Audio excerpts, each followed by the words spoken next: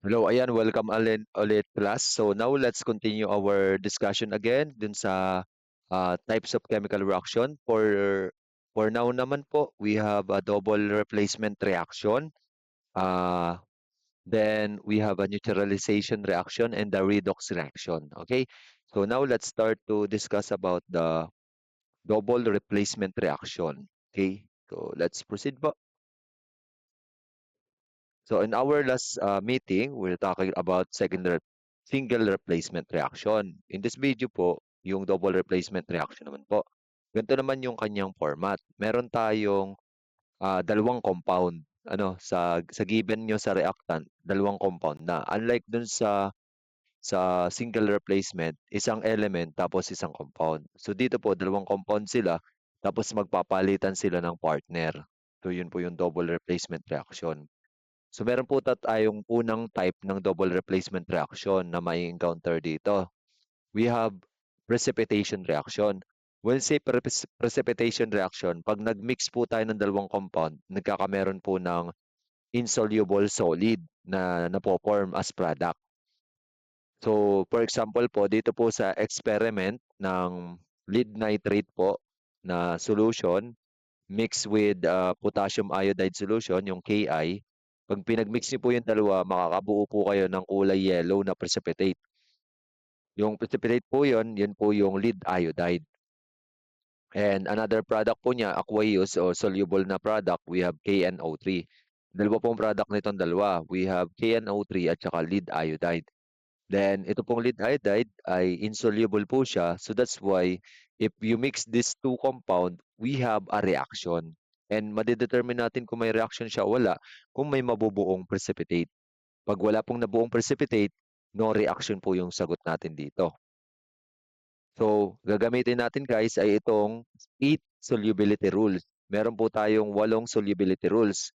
Yung pong 8 solubility rules na ito po yung magiging guide nyo or basis kung merong precipitate o wala dun sa ating mga product. Okay, so to begin with, let's start with the following example. So ngayon magsusulat ako ng example tapos i i-ano uli natin. Tawag dito, itatry natin sagutan kung meron siyang precipitate o wala. So we have NaCl. So yung NaCl natin ay tinunaw sa tubig. Lagi po guys pag double replacement, aqueous po parehas yung ating dalawang compound. So and we have AgNO3. So they are both aqueous. Ano? So aqueous po. So let me erase this one. So they are both aqueous. So AgNO3 po aqueous. So now kapag po sa double replacement reaction po, so mapapansin nyo, pagpapalitin lang natin yung magpartner. So si Na magiging partner ni NO3. Tapos si Ag magiging partner ni Cl. Okay, so ganun po mangyayari sa ating product. So let's try to write the product. So si ano po si Na kay NO3 na po. So Na to NO3. So NaNO3 po ang magiging product. So wala pong nagiging subscript si Na kasi po negative 1 lang po si nitrate o si NO3 pag tinignan nyo sa periodic table. Then this plus, yung Ag naman po, ang kapartner niya si Cl. So magiging AgCl.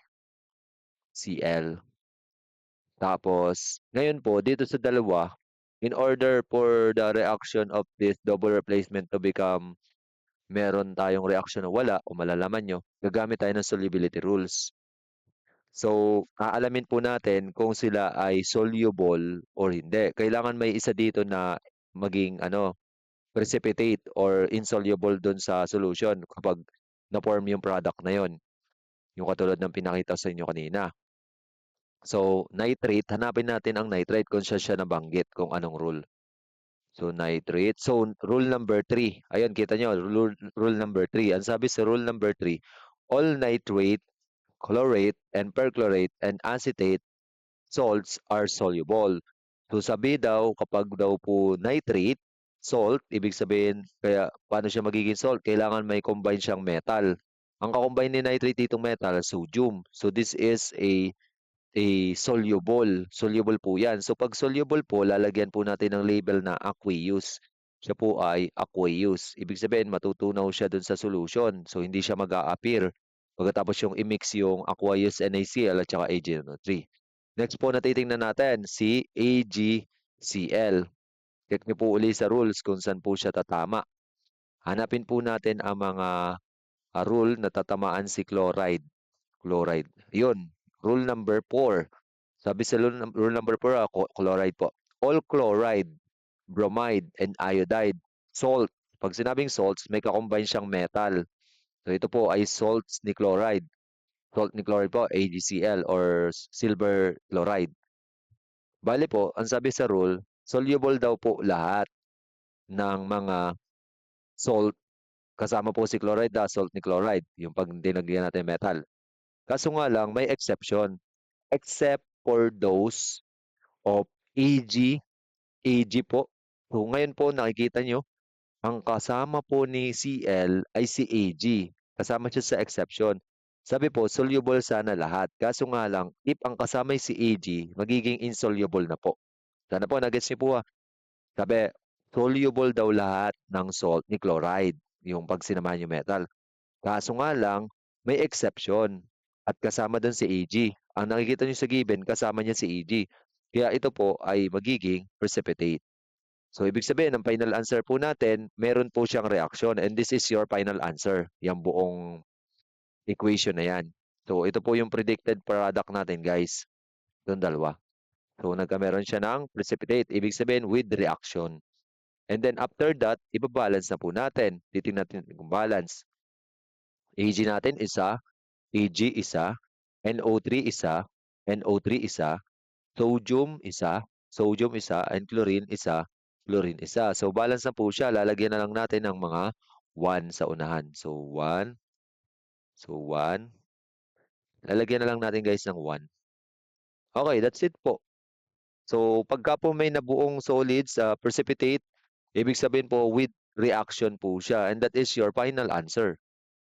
Okay, kapag po parehas aqueous itong nandito, according sa rule, yun po ang isasagot nyo, no reaction. Ganun po guys, i-deal ang double replacement reaction. So let's try another example.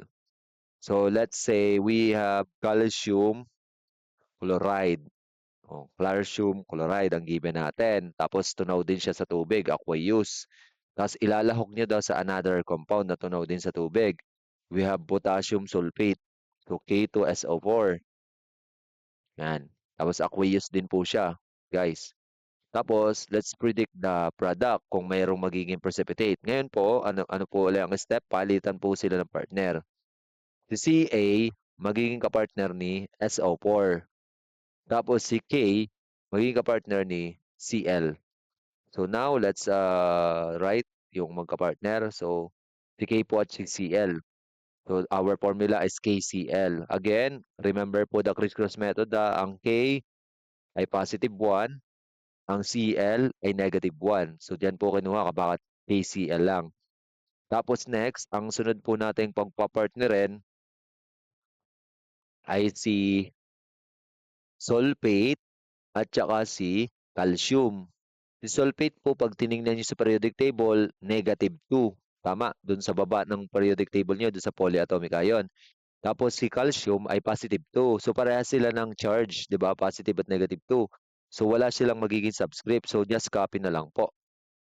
Sana po yung pag nung crisscross method ay niyo na, master niyo na dapat para hindi kayo magkamali sa formula ng product. So CaSO4 ang ating product. Okay? Now, aalamin natin sa dalawa kung merong precipitate or merong magiging solid para ma-declare natin na may reaction. So hanapin natin sa rule muna si KCl.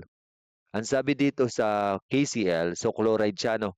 Sabi all chloride, so yan po ha, chloride, bromide, and iodide are soluble.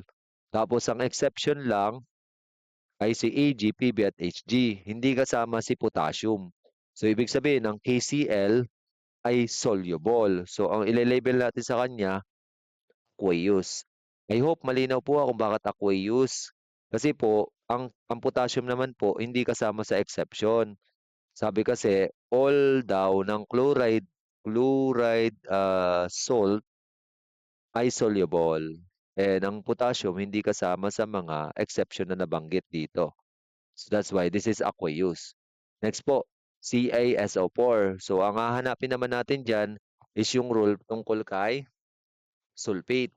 So hanapin natin si sulfate kung saan rule siya nabanggit. So this is sulfite, hindi siya sulfate. Rule number 7, no, sulfide naman ang binanggit dito. Yun, rule number 5 po si sulfate. So sabi dito, all sulfate compounds are soluble except those of barium, strontium, and calcium. Kasama po si calcium sa exception. Sabi daw ay lahat ay soluble pero exception po ay kasama si calcium. That's why if ang kasama ng sulfate ay calcium, it becomes insoluble. Kasi nga po, exception daw siya dun sa sa mga compound ng sulfate.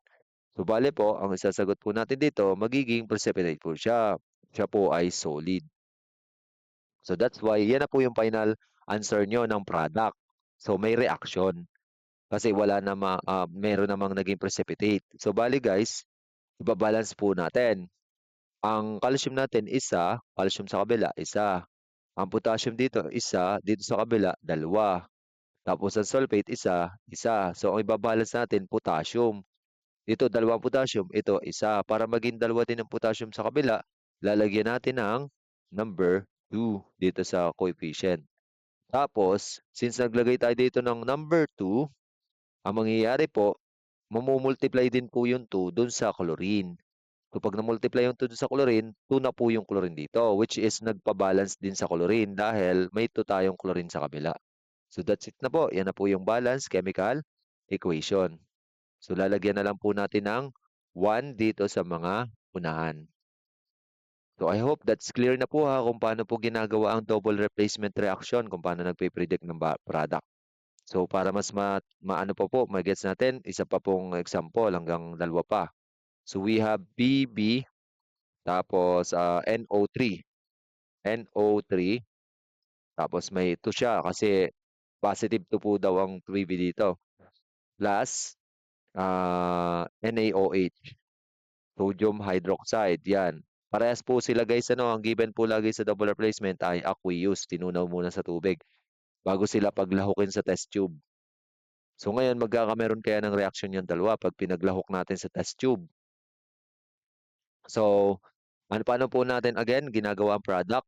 Pagpapalitin lang po natin ang mga partner nila. So PB, kapartner niya si NO3. Ngayon, si NO3, magiging kapartner niya si Na, ililipat niyo doon. Tapos si PB naman, si OH. So, bali ang magiging product natin ay, wait lang guys, magiging PB, dahil positive to si PB, ilalagay natin po ng open close parenthesis ang OH, tapos lalagyan natin ng subscript na 2. Kasi positive to daw si PB. Plus, yung Na po, magiging kapartner niya si NO3.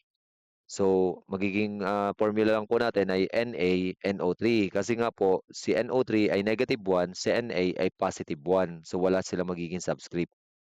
So, hindi ko na dinademo uli ang crisscross method kasi dapat dito sa point na to ay getchin nyo na kung bakit yun ang formula. So, using the crisscross method, guys, huwag niyo pong kakalimutan. So, ngayon po, aalamin natin sa dalawa kung sino ang precipitate or kung sino magiging solid based sa rules. So, atin po munang ayusin yung kay PbOH2 kung ano siya, kung aqueous ba siya o solid. So, hydroxide, hanapin po natin yung rules na may binabanggit tungkol sa hydroxide. Yun. Rule number 6, sabi po, all hydroxide OH compound are insoluble except those of group 1 alkali metals, barium, calcium, and strontium. Sa exception po, hindi kasama si Pb. That's why si Pb ay pagkasama niya si OH, so insoluble po itong compound. Kasi po sabi dito, all hydroxide are insoluble. And hindi naman kasama si PB sa exception sa pagiging insoluble ng compound ng OH. Kaya ang PbOH2 ay isang solid or magiging precipitate kapag nag-mix tayo nitong dalawang compound. So this is our precipitate, lagyan po natin ng solid. And malamang kung precipitate yung isa, dapat po yung isa aqueous. Pero tingnan pa rin natin sa rule kung aqueous nga ang NaO3. NaNO3. So hanapin natin ang may NO3 guys sa rules. Hanapin nyo lang. Ito namang rules, pwede nyo naman tingnan to, ito print. Parang cheat code nyo to pagdating sa midterm exam, ano. So sa rule number 3, ang sabi, all nitrate, chlorate, perchlorate, and acetate salts are soluble. Lahat daw, lahat, walang exception. So ibig sabihin, ang NaNO3 ay soluble. So this is our aqueous. So may reaction pa rin kasi may nabuo tayong solid or precipitate, guys. So that's why this is our final product, yung dalawa. Then, ang mangyayari po, atin pong ibabalance again. So, balance po natin. Ang ating Na dito isa, Na isa, PB isa. OH natin dito, dalawa. Ang OH natin dito, isa.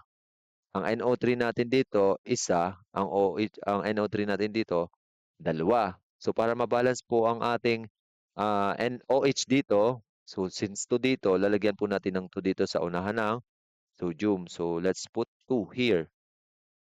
Yan, para maging 2 ang NaOH. So, since naglagay tayo ng 2 doon, naging 2 rin po ang sodium, guys.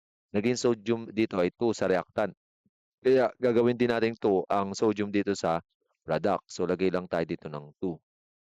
Tapos, since naglagay tayo ng 2 doon sa sodium nitrate, yung nitrate po doon magiging 2 rin, which is nakatulong para mabalance dito sa kabila yung nitrate din.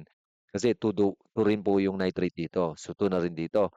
So ibig sabihin, yan na po yung balance chemical equation. Then lagyan na lang po natin ng number 1, yung mga blankong compound, yung walang nakalagay na coefficient. Okay, that's it na po for the example number 3. For the next example po, we have PbNO32. Ito po, PB. Ganun po uli, inulit lang natin. NO3.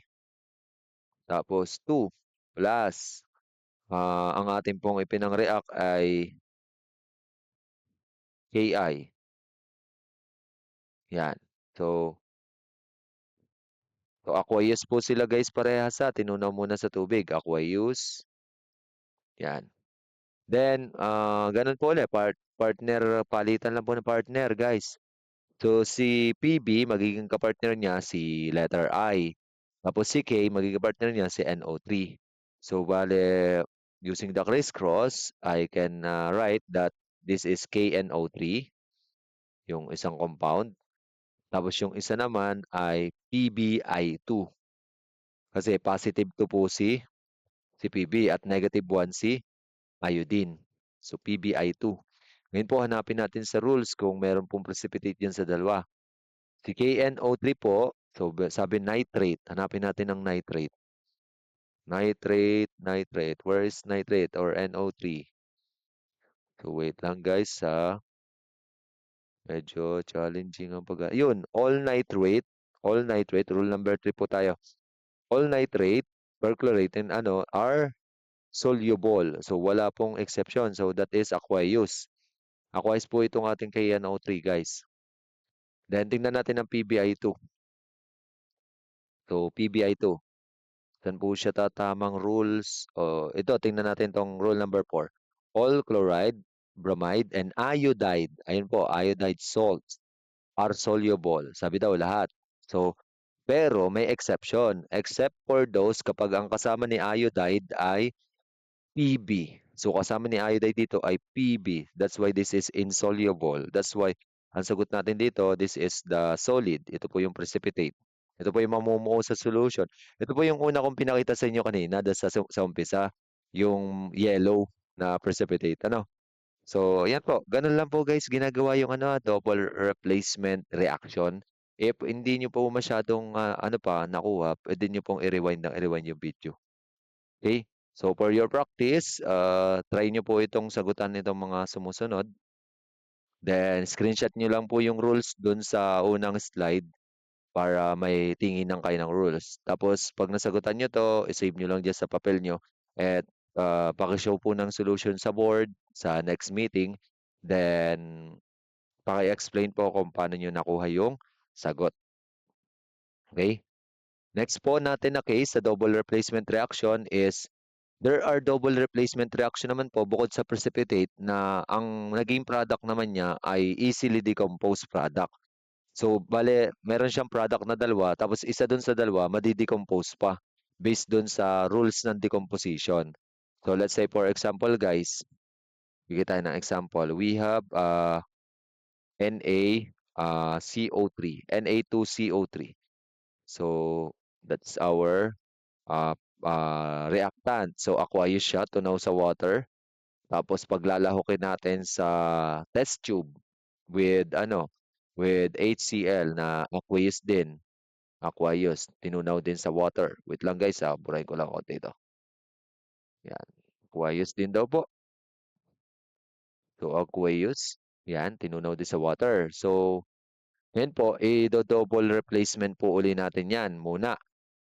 So, ibang case na po ito. Ito po yung may easily decomposed product daw. So, yung Na, magiging kapartner ni Cl. Magiging kapartner ni Cl. So, magiging NaCl. NaCl lang guys kasi positive at negative one lang po yung charge nila. Then we have yung hydrogen naman, yung hydrogen magiging kapartner ni CO3. So, magiging formula natin dyan ay H2CO3. H2CO3. Okay, bakit po naging H2CO3? Kasi po, ang ating hydrogen, pag trinis-cross nyo sa CO3, di ba positive 1 siya? Tapos ang CO3, pag tiningnan nyo sa periodic table, di ba negative 2 ang charge niyan sa periodic table sa polyatomic ion. Then pag trinis-cross nyo, magkakasubscript na to si hydrogen. Okay? So let's ano nga po, erase this. Sana po na-gets niyo po. Then next po, sabi daw may easily decomposed product, guys. So bale, yung isa diyan sa product ay furtherly decomposed pa. So sa decomposition reaction po, paka-review po ng notes nyo. 'Di ba ito ay ano, oxy acid. So ang sabi sa oxy acid, nade-decompose pa siya into uh, two product, yung non-metal oxide plus H2O. So bale po itong H2CO3, made-decompose pa siya into ah, non-metal oxide niya ay CO2, carbon dioxide, tsaka water. Di ba pag nireact niyo yung carbon dioxide plus water, nagiging oxy acid.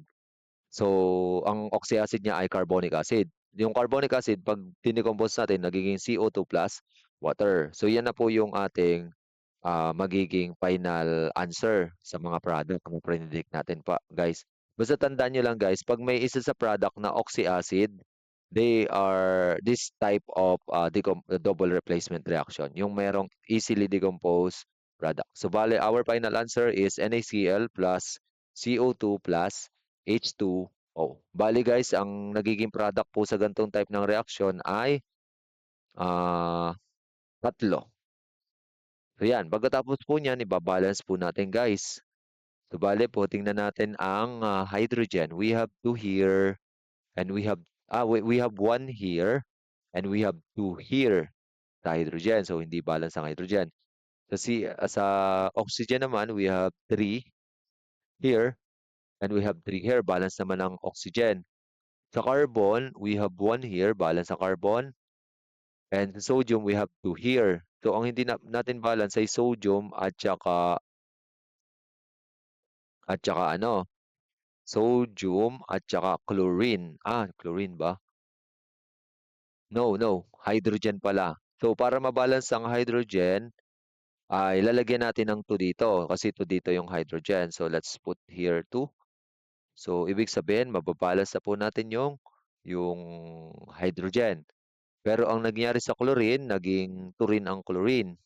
Guys, naging 2 yung chlorine kasi 2 times 1, naging 2 yung chlorine dito.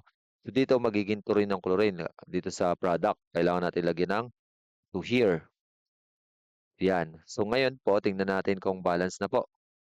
So pag chinek po natin ang chlorine natin, we have 2 times 1, tapos 2 din o dito. Tapos ang hydrogen natin, 2 dito, tapos 2 na rin dito. Tapos ang ating sodium, since naglagay tayo ng 2 dito, naging 2 dito ang sodium. So balance na rin siya dito sa sodium dito. Then, okay na po. So yan na po yung balance chemical equation of this sample. So lagyan lang po natin ng 1 yung mga bakante, yung mga walang nailagay na 2. Okay. So yan po ha. Tandaan niyo lang po guys, pagka may isa sa product, kunyari double replacement siya, may isa sa product na oxyacid. Oxyacid ay may ano, may hydrogen sa unahan tapos oxygen yung nasa dulo. So furtherly decompose po siya. Pero hindi lahat ng ano ha, ng given natin ay oxyacid ang nagiging form kapag gantong klase ng double replacement ang inyong na-encounter sa question. Okay? So katulad nitong pangalawa, we have NH4. So aqueous NH4 nag-react daw sa NaOH. Yan, aqueous.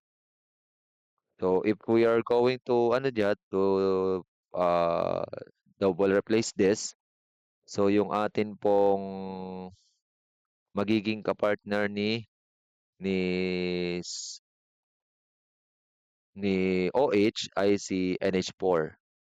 Ano? Magiging kapartner ni OH ay si NH4. So magiging ano siya? Magiging NH4OH or ammonium hydroxide. Ano? Magiging ammonium hydroxide siya guys. So mawawala siya kay sodium. So bale magiging ano po natin, magiging product is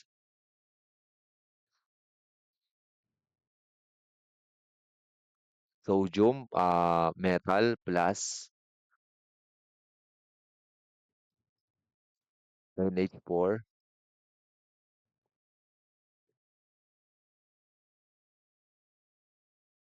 Bale yung OH.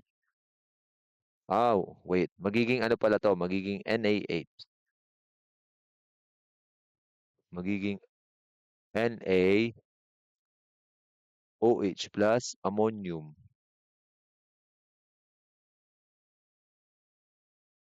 OH. Ammonium hydroxide.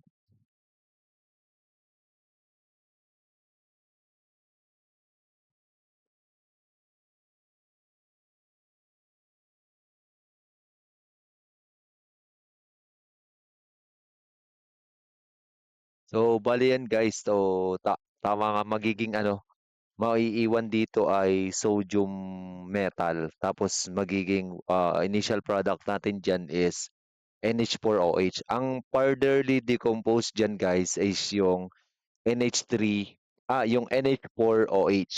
So, magiging ano po siya, furtherly decomposed into, mm, bale, NH3 plus water. So, yan po yung magiging ano natin, product. So, bale, I will erase this one. At itong nakikita nyo sa babang nakasulat na NH3 plus water, yun po yung magiging final product nating dalawa kasama ni Na. So, bale, I will write the NH3 plus water. Ang ano po natin, ang original po nating ano ay ano NH4OH tapos na-decompose siya into NH3 plus water. So that's ano po, that's the medyo na ano lang kasi ako kasi possible ba na ano na ang metal ay mag-isa. So uh, pwede po 'yan. Pwede po 'yun guys kasi ang ano po kasi yung OH ay maa-attract po talaga dito kay NH4. Then yung sodium po, wala na po siyang ka-exchange. Wala siyang ka-exchange.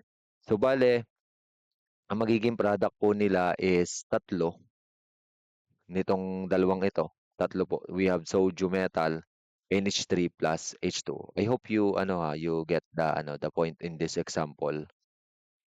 So, may iwan na mag-isa si sodium. So, parang ang nangyari guys, kanina, parang medyo hindi siya ano eh, double replacement. Para siyang single replacement kasi yung yung OH nilipat dito sa NH4. Tapos ang naging mag-isa ay si Na. Ano? Naging mag-isa ay si Na. Ni-replace si Na ni NH4 kasi parehas po ito. Positive po kasi ito. Tapos positive din si Na. So mas reactive si NH4 kay OH kaysa kay Na. Kaya po naging NH4OH. Tapos nung NH4OH po siya, na-decompose siya further into NH3 plus H2O. Yun, get ko na po yung ano nito. So that's it po for this ano reaction, and let's balance po yung reaction. So we have 2 hydrogen here plus 3 equals 5. So here we have 4 plus 1 equals 5. Tapos ang oxygen natin we have 1 and we have 1. Ang nitrogen po natin we have 1 and the sodium we have 1. So balance na po yung equation natin. Lagyan lang po natin ng mga 1 sa unahan. So yan. Medyo na ano ko lang, na-confuse lang ako ng kanina ng konti. Dahil parang hindi siya magiging double replacement eh. So, ang nangyari lang, nang steal ng OH si NH4 kay sodium. Kaya si sodium naging ano, naging single metal lang sa product. Okay? So, that's the ano po, yung pinaka-format niya. AB plus CD equals AD plus CB. Tapos yung CB further decompose pa. So, try niyo po ito sa anyong bahay, itong 5 example. Basta guys, titingnan niyo lang kung sino yung oxy acid sa product or usually ay further decompose pa, paghihiwalayin niyo pa po siya. Usually po yung mga hindi na pa further decompose ay pagka yung compound dito sa product, guys. Ito kasi ang pinaka-difficult na ano eh, na double replacement, yung may further decompose kasi nagiging tatlong product. Yung usual po na hindi madi-decompose further is pag may kasama siyang metal. Ano? Dito po sa example natin kanina, balik tayo sa example. Yan. Yung yung NaCl po hindi po talaga siya mapa-further decompose kasi may metal siya positive, tsaka negative siya, matindi po yung ano niyan. Yung usual po na decompose ay kapag yung mga oxy acids, mga katulad nung NH4OH, yung mga non-metal lang, wala siyang metallic part. So yun po ang ipa-further decompose. Ano? So yan lang po, guys. Tapos ito po yung ating mga ita-try sagutan. Tapos, try this and pwede po nating i-consult. Kunyari, nagawa niyo yung ano nito, yung product.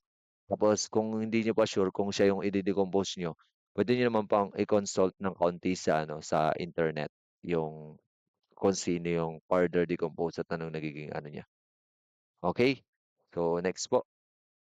Acid-base reaction po, we have an acid and base. Kapag nag-react po, pag po tayo ay strong acid at base na pinag-react, ang usual pong product nila ay salt plus water. So, ang example po natin dito guys is we have the most common strong acid and strong base. We have the HCl plus NaOH. So, we have HCl, our strong acid, which is an aqueous, plus NaOH, which is aqueous din. Ito po ay strong base. Pag pinag-react po natin, i-double replace lang po natin. Bale po guys, yung atin pong H, papalit sila ni Na. Si Na, mapupunta dito sa position ni HCH. So magiging product po natin, Na, na ang magiging katabi na ng Cl ay si Na. So NaCl. So that is solid. Salt po yan. Plus, ang another product po natin ay water, H2O. Yun po kasi yung pag pinagsama natin itong OH at saka itong hydrogen, magiging H2O. So that's why kapag strong acid, strong base, salt plus water po ang usual na nagiging product. So for another example po, let's say kuha tayo ng organic acid. Organic acid natin, acetic acid, CH3 COOH. Hindi po lagi ang ano ha, ang mga acid ay nasa una ng hydrogen na ini-steal o dinodonate. Minsan po, lalo-lalo na sa mga organic acid, nasa hulihan po yung hydrogen na dinodonate niya, yung Bronsted-Lowry acid. So, ire-react po uli natin sa NaOH. Tapos, parehas po silang aqueous, guys. Parehas silang aqueous. Yan. Tapos, nireact po natin. For example, yung hydrogen pong ito, yung nasa likod, yan po yung idodonate dito kay NaOH. Tapos, ang ipapalit po doon sa position ng hydrogen ay si Na. So, magiging product po natin dyan ay CH3, COO, Na. So, this is the salt. Tapos, plus, yung hydrogen po natin, kapag sinama ninyo sa OH, magiging H2O. H2O. Yan. Tapos, ito ay aqueous. Tapos, ito ay liquid. This is liquid. By the way nga pala, hindi pala to solid guys ha. This is still an aqueous din kasi ang salt natin in this product ay nasa tubig. Kaya this is considered aqueous, dissolved in water. So, yan lang po guys ang acid and base or neutralization reaction. So, usually po ay salt and water ang nagiging product. Okay, for the last type of reaction, sa wakas na tapos natin ang dulo. The redox reaction. So, kung familiar po kayo dun sa redox or nabanggit na siya sa inyo nung high school.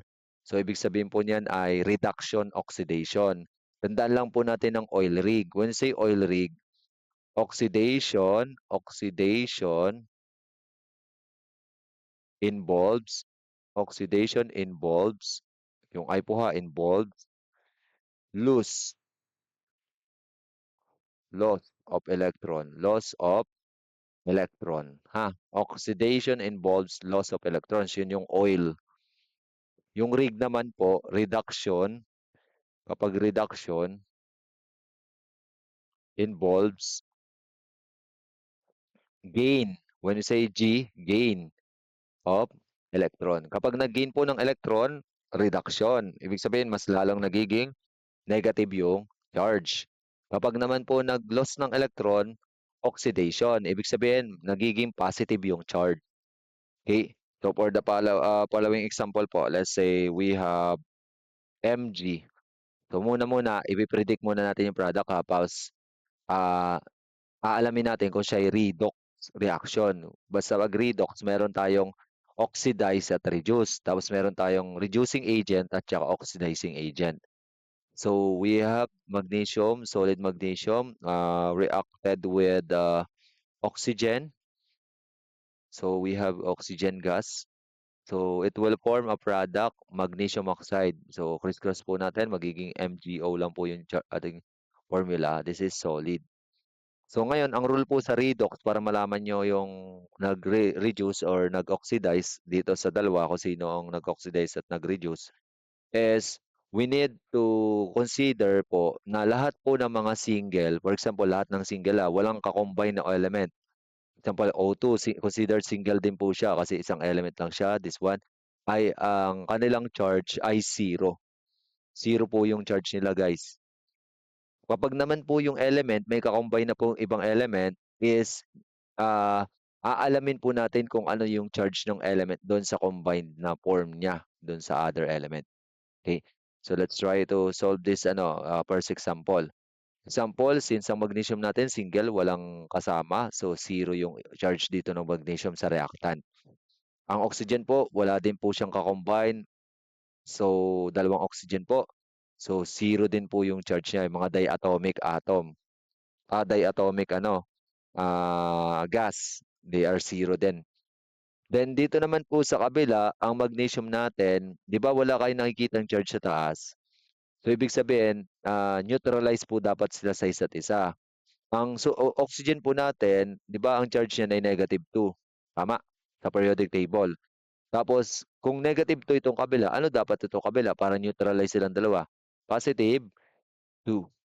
Di ba pag yan yung ginagamit natin pang criss-cross, kaya wala tayong nakita subscript, para silang 2. Ngayon po, i-trace po natin from the reactant to product. So, ang magnesium po from 0 naging +2. From zero naging positive 2. Ang oxygen naman po from zero naging negative 2. Okay?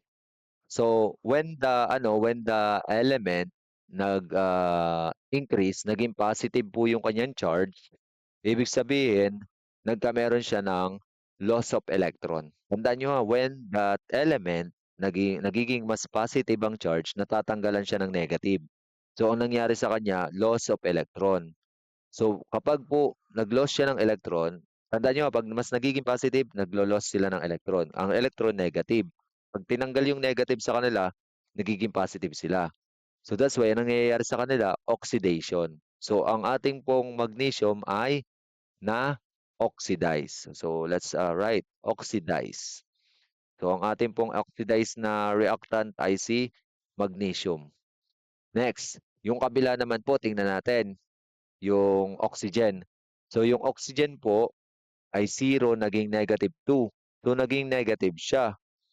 So pag nagiging negative po ang element, from its initial status to final status sa product, ay ang ibig sabihin po nun ay nag-gain siya ng electron. Kasi kaya siya naging negative, nadagdagan pa siya ng electron. So yung electron pong yon na tinanggap niya, nag-cause sa kanya para siya ay maging reduce. So kapag nag-gain ng electron, ano nga po ang nangyari? Reduction. So that is reduce. So ang ating pong oxygen ay reduce. Okay. Ngayon naman po, sino po kaya sa dalawa ang reducing agent at oxidizing agent? Si magnesium po, let's analyze ha. Si magnesium po, from zero naging positive 2. Na-oxidize siya. Ano nga po pag nag-oxidize? Naglulus ng electron. Ibig sabihin, nung naglus siya ng electron, may other element dito sa chemical reaction na na-reduce dahil sa kanyang pagka-oxidize. So, nag-lose siya ng electron na dalawa, ang tumanggap ay si oxygen. At dahil doon sa pag-lose niya ng electron na dalawa, na-oxidize siya, pero may na-reduce na iba. So, since ang pagka-oxidize niya nag-cause ng pagka-reduce ng ibang element doon sa chemical reaction, ang tawag kay magnesium ay reducing agent. Okay? Tamo, na-oxidize si magnesium kasi kailangan nag-lose ng electron. Yung pag-lose niya ng electron na yon, nang-reduce naman ng ibang element. So that's why kung si magnesium ang na-oxidize, siya yung tinatawag nating reducing agent. Bali, salungatan lang guys para di ka malito. Kung sino yung na-oxidize, siya po yung reducing agent. So magnesium is the reducing agent. RA, reducing agent. Sort na lang. So, na-oxidize siya dahil nag-lose siya ng electron. Yung pagka-lose niya ng electron, tinanggap naman yun ng ibang element. Then, dahil doon, na-reduce yung ibang element dahil kay magnesium. So, that's why ang tawag kay magnesium, reducing agent. Next naman po, si oxygen naman. Si oxygen naman, na-reduce dahil tumanggap siya ng electron. Dahil sa pagtanggap niya ng electron, na-oxidize yung ibang element. Okay? Pagkatapos, so since na-oxidize yung ibang element dahil sa pagka-reduce niya, yan po naman ang tinatawag na oxidizing agent. So, bale si oxygen ang ating oxidizing agent. Okay? So, ano lang po, baliktaran na. Kung sino yung na-oxidize, siya yung reducing agent. And kung sino yung na-reduce, siya naman yung oxidizing agent. Okay? So now, let's go to another example pa guys. So, let's have CaCl2. So, this is aqueous again. Plus, inireact daw natin sa ah, CaCl2 tsaka ah, H2O. So, parang walang magiging reaction yan. Wait lang guys. Isip tayo ng ibang example. So, CaCl2 plus K2SO4. Yan. K2SO4. So, yan. So, bale, ito po ay aqueous din. So, parang double replacement yung ginawa natin guys para mas ano po yung ating example. So po, yung atin pong ano, magiging product dito, yung Ca magiging partner ni SO4. So magiging CaSO4 plus yung K naman po kay Cl. So magiging KCl. So ngayon po, ah tingnan po natin kung balance na. So we put here 2 para mabalance po ang potassium kasi may 2 sa kabila.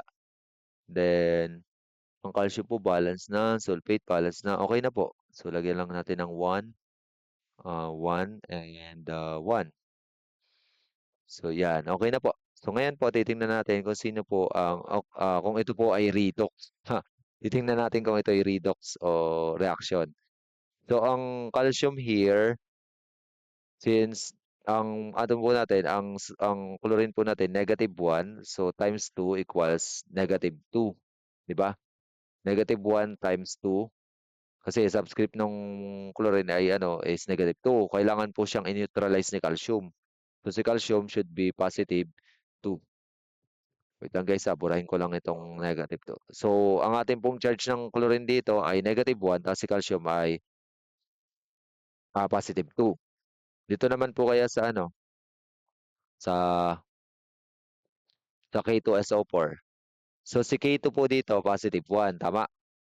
Tapos si oxygen -2. So 4 times -2 equals -8. Diba neutral uli po itong K2SO4. So si oxygen -8. So dito po sa kabila, ang charge po dapat nito nung kabilang side ay +8. So ano po kaya ang charge dito ni sulfur? Kung ito ay 2 times +1, so +2, si sulfur po dito ay +6. Yan po. So okay na po ha. So bale po ang ating pong mga charge, si oxygen ay -2, si sulfur ay +6, and si potassium ay +1. Okay? So next po, we have